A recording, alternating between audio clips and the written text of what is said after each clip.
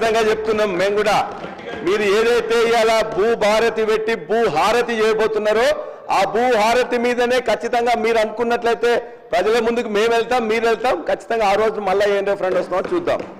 వారు చెప్పారు భూస్వాములు జాగీర్దారులు చాలా మంది ఉన్నారని చెప్పేసి. మరి మీ యొక్క ఈ చట్టంలోనే ఈ యొక్క తెలంగాణ సోషియో ఎకనామిక్ అవుట్బుక్ బుక్లోనే మీరు ఇచ్చారు ఏమని, ఈ రాష్ట్రంలో 25 ఎకరాల కంటే ఎక్కువ ఉన్న వాళ్ళు ఓన్లీ 9,000 మంది ఉన్నారు మాత్రమే మీరు లిస్ట్ ఇచ్చారు. మరి ఎక్కడ భూస్వాములు ఉన్నారు? 52 ఎకరాల పివి నరసింహరావు గారు తెచ్చిన సీలింగ్ యాక్ట్ ప్రకారం 54 ఎకరాల కంటే ఎవరికి ఎక్కువ ఉండకూడదు. ప్రతిరోజున 100 ఎకరాలు 200 ఎకరాలు 400 ఎకరాలు ఉన్నదని చెప్పేసి మాట్లాడుతుంటారు. అవగాహన ఉండి మాట్లాడుతున్నా లేదా అని చెప్పి తెలియదు ఇది. అదేవిధంగా ఇవాళ అనుభవదారు కాలంలో కూడా మేము చెప్తున్నాం, ఖచ్చితంగా మరలా ఇలా అనుభవదారు కాలం పెట్టి వాళ్ళ పేర్లు రికార్డ్ చేయడం అంటే మళ్ళా కౌలుదారుల పేర్ల మీద వివాదాలు సృష్టించడం తప్ప మరొకటి కాదు. అదేవిధంగా ఇలా ఫౌతీ విషయంలో కూడా ఇవాళ ఫౌతీ విషయంలో కూడా ఇప్పుడే సంజీవ్ రెడ్డి గారు చెప్పారు, మేము ఫౌతీ ధరణిలో పెట్టిన ఫౌతీలో అంతకుముందు ఫౌతీలో ఏముండేది, ఆనాడు విఆర్ఓ కానీ ఆ గ్రామాలకు పోయి 45 రోజుల నోటీస్ ఇచ్చి వాళ్ళందరూ కూర్చొని మాట్లాడుకొని అక్కడికి రమ్మని చెప్పేవాళ్ళు.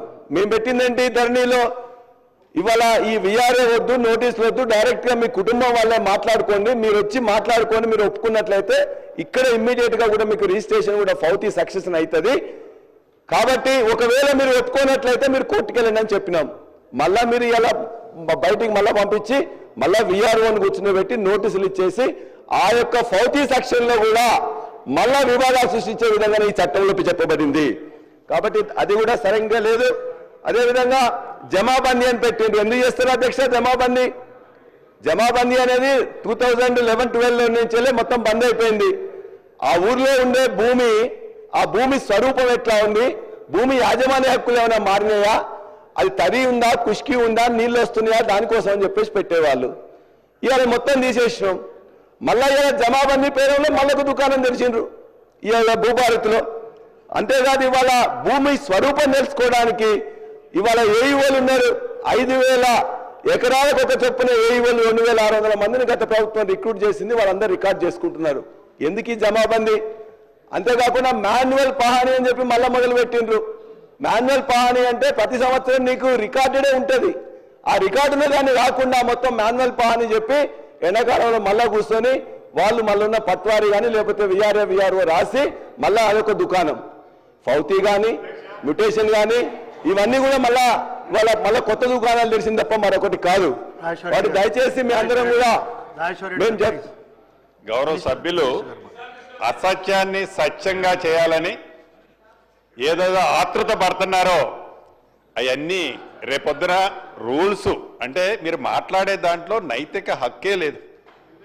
మీరు 2020లో చట్టాన్ని చేసి మీరు దిగిపోయేంత వరకు ఆ చట్టానికి సంబంధించిన రూల్సే ఫ్రేమ్ చేయని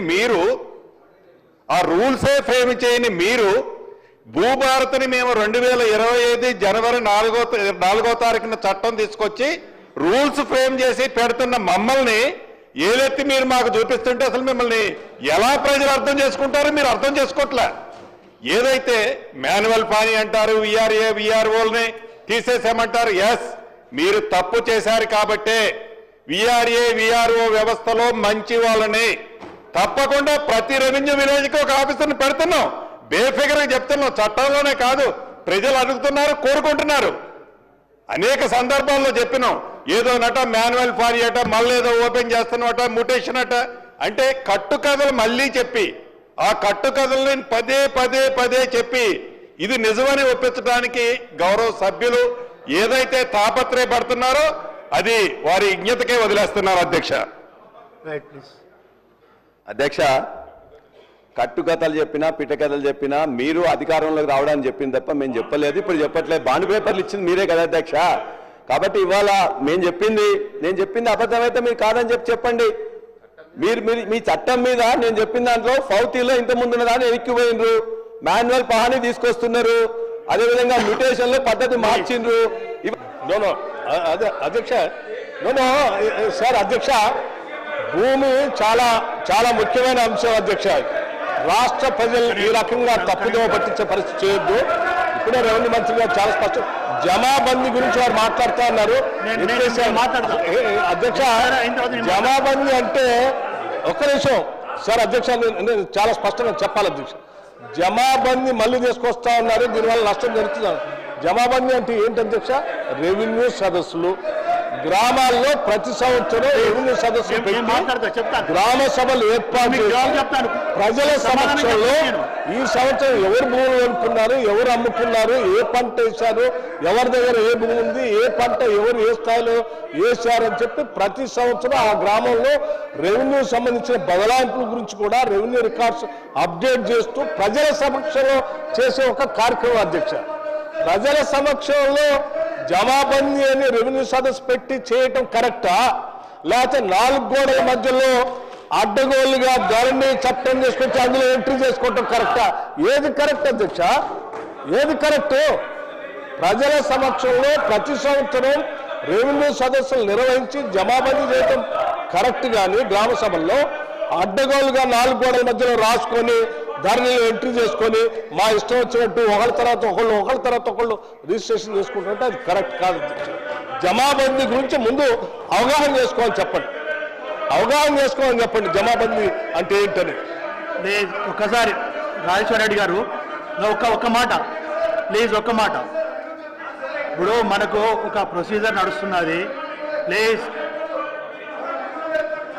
కౌశిక్ రెడ్డి గారు ప్లీజ్, మీరు అట్లా డైరెక్ట్ మాట్లాడొద్దండి దయచేసి. ఒక నిమిషం కేటీఆర్ గారు, లేదు నేను చెప్తున్నా, నేను ఒకటి చెప్తున్నా కాదండి కేటీఆర్ గారు, నేను మాట్లాడతానన్నప్పుడు నేను ఒక విషయం చెప్పదలుచుకున్నప్పుడు మీరు కోఆపరేట్ చేయాలి, సహకరించాలి. మీరు ఒక్క నిమిషం, నేను దానికి జవాబు చెప్తానన్నాను. ఇప్పుడు చైర్లో ఉన్న పర్సన్ కానీ నేను మీకు జవాబు చెప్తాను. అవకాశం నేను ఇచ్చానండి, అవకాశం ఇచ్చిన తర్వాత మాట్లాడతారు. మీరు కేటీఆర్ గారు, నేను చెప్తాను మీకు జవాబు అన్నాను. ఇప్పుడు మీరు వినదలుచుకోలేదా చెప్పేది? నేను చెప్పేది వినండి. రాజేశ్వర రెడ్డి గారు మాట్లాడిస్తున్నా కదా, నేను మైక్ ఇచ్చిన దానికి జవాబు చెప్తానంటున్నా. నేను మైక్ ఇచ్చాను, నేను జవాబు చెప్తాను మీకు. మీరు నా జవాబు వినకుండా ఎట్లా మాట్లాడతారు మీరు? కౌశిక్ రెడ్డి గారు ప్లీజ్ కూర్చోండి. రాజేశ్వర రెడ్డి గారు, పల్లె రాజేశ్వర రెడ్డి గారు, ఒక్క నిమిషం నాకు జవాబు చెప్పనివ్వండి, నన్ను జవాబు చెప్పనివ్వండి అన్నాను. నేను ఒకటే విషయము, నేను కూడా 94లో నుండి శాసనసభలో ఉన్నాను. నాకు శాసనసభ ప్రొసీడింగ్స్ గురించి తెలుసు. ఎప్పుడైనా మంత్రులు లేచి ఇంటర్వ్యూన్ కావాలి అన్నప్పుడు స్పీకర్గా అవకాశం ఇచ్చే బాధ్యత ఉన్నది. గతంలో మీరు ఆగండి కమలాకర్ గారు, 10 సంవత్సరాలు మీరు కూడా గవర్నమెంట్లో ఉన్నారు. మీరు ఆ రోజు నిర్ణయించిన స్పీకర్ యొక్క ప్రొసీడింగ్స్ కానీ ఆ రోజు నిర్వర్తించిన విధానం కూడా మీరు చూడండి. మీకు తెలియంది కాదు, మీరు సీనియర్సు, మీరు ఎల్ఏగా మినిస్టర్ కూడా చేశారు. మినిస్టర్స్ ఎప్పుడు లేచినా కూడా డెఫినెట్గా అవకాశం ఇవ్వాల్సిన బాధ్యత చేరుకున్నది. అది లెక్క పెట్టరు, దానికి లెక్క పెట్టరు. మీకు తెలియని విషయం కాదు, మీరు ఎందుకు అనవసరంగా మమ్మల్ని ప్రెషర్ చేస్తారు? No, it's not correct. Please Rajeshwara Reddy గారు, మీరు దయచేసి ఒకటే నేను రాజేశ్వర రెడ్డి గారు కోరేది, ప్రొవకేషన్ లేకుండా మాట్లాడండి, సబ్జెక్టు మాట్లాడండి. నేను ఒక్క మాట అధ్యక్ష, మీరు పెద్దలు, మీరు చాలా సీనియర్ శాసనసభ్యులుగా ఉన్నారు, మీ అందరికీ తెలుసు. ఒక్కటే మాట్లాడే ఫౌతి అనగానే వారు మాట్లాడే, అన్మోదారి కాలంలోనే మీరు మాట్లాడే, అన్ని రాష్ట్రీ చెప్పండి అధ్యక్ష. మేము చెప్పిన తప్పైతే మీరు చెప్పొచ్చు కదా. నేను చెప్తున్నా కట్టుబడిన అధ్యక్ష, మీరు చేస్తున్న ఈ భూభారతులు భాగంగా చేస్తున్న అవన్నీ కూడా సరైనది కాదు. అది మ్యుటేషన్ పద్ధతి కానీ, ఫౌతి సిస్టమ్ కానీ, అన్మోదారు కాలం పెట్టడం కానీ, లేక ఒక మాన్యువల్ పహాని పెట్టడం కానీ, ఇవన్నీ సరైన పద్ధతులు కాదు. దీనివల్ల ఇప్పటికే 1,55,00,000 మంది ఎకరాలకు సంబంధించిన వాళ్ళందరూ నష్టపోతారని చెప్పేసి మీ ద్వారా ప్రభుత్వానికి నేను తెలియజేస్తున్నా. అదేవిధంగా పోడు భూములకు సంబంధించింది కూడా గత ప్రభుత్వంలో 4,06,369 ఎకరాలకు సంబంధించింది టైటిల్ డీడ్స్ ఇచ్చినాం. ఇంకొంతమంది వాళ్ళు ప్రస్తుతం ఎదురు చూస్తున్నారు. వాళ్ళందరికీ టైటిల్ డీడ్స్ ఇవ్వడమే కాకుండా రైతు బంధు, రైతు బీమా, అదేవిధంగా అన్ని ఇచ్చినాం. కాబట్టి మీరు మిగతా వాళ్ళు ఎవరైతే ఉన్నారో వాళ్ళందరికీ కూడా ఇవ్వాలని చెప్పేసి మీ ద్వారా వారిని కోరుతున్నా. ఇప్పుడు మీరు విలేజ్ అడ్మినిస్ట్రేటివ్ ఆఫీసర్స్ అని తీసుకుంటున్న సందర్భంగా విఆర్ఏల కోసం ఆనాడు దరిదాపుగా 20,550 మంది విఆర్ఏలు ఉంటే జీవో నెంబర్ 81, జీవో నెంబర్ 85 ద్వారా 2023 జూలైలో 16,758 మంది విఆర్ఏలను తీసుకున్నారు. వాళ్ళకు జూనియర్ అసిస్టెంట్గా కానీ లేకపోతే రికార్డ్ అసిస్టెంట్గా కానీ ఆఫీస్ సబార్డినేట్ కానీ వాళ్ళ ఎడ్యుకేషన్ బట్టి చేసిండ్రు. నేను కూడా ఆనాడు CCLA ఉన్న నవీన్ మిట్టల్ గారితో పాటు నేను కూడా కమిటీలో ఉన్నాను. వాళ్ళందరిలో మిగిలిపోయిన వాళ్ళు 3,797 మంది 61 సంవత్సరాలు పైబడి ఉన్నారు. మీకు తెలుసు ఊర్లలో మస్కూర్ అని నీరట్ అని రకరకాలుగా వాళ్ళ కుటుంబాలు 60 అయినా 70 అయినా 80 అయినా 90 అయినా చనిపోయే వరకు కూడా వాళ్ళే చేస్తారు. కుటుంబాలలో వాళ్ళు పంచుకున్నారు. ఇప్పుడు మీకు వస్తుంది కదా ఉద్యోగం అని చెప్పేసి ఊళ్ళో ఉన్న అరెకరమో పావెకరమో ఉన్నట్లయితే ఒకరికి ఇచ్చి నేను చేసుకుంటా అని చెప్పేసి ఉన్నారు. వాళ్ళందరికీ కూడా మనం ఇవ్వాల్సిన క్రమంలో ఎలక్షన్ రావడం వల్ల ఇవ్వలేకపోయినాం. కాబట్టి దయచేసి వారికి ఖచ్చితంగా ఆ 3,797 మంది విఆర్ఏలు ఎవరైతే ఉన్నారో వారికి వారసత్వంగా వాళ్ళకి హక్కుగా తరతరాలుగా ఈ తెలంగాణ ప్రాంతంలో వస్తుంది. కాబట్టి వారికి దయచేసి వాళ్ళని ఇంక్లూడ్ చేసుకొని వాళ్ళ యొక్క వారసత్వం వాళ్ళ యొక్క ఎందుకంటే 61 సంవత్సరాలు వాళ్ళకి ఇవ్వలేం కాబట్టి వాళ్ళకు జీవో ఇచ్చినాము, ఇంప్లిమెంటేషన్ కాలేదు. కాబట్టి ఈ ప్రభుత్వాన్ని వారి తరఫున నేను రిక్వెస్ట్ చేస్తున్నా, వారికి వారి యొక్క పిల్లల్ని తీసుకోవాల్సిందిగా నేను మీ ద్వారా వారిని కోరుతున్నాను. అదేవిధంగా అధ్యక్ష, LRS గురించి ఆనాడు వారు చెప్పారు. బట్టి గారు మాట్లాడుతూ ప్రజల రక్తాన్ని పీలుస్తున్నారు, ఎట్టి పరిస్థితుల్లో కట్టవద్దు, వీలైతే పెద్ద భయాందోళనకు గురి చేస్తుందని చెప్పేసి నేను వారి మాట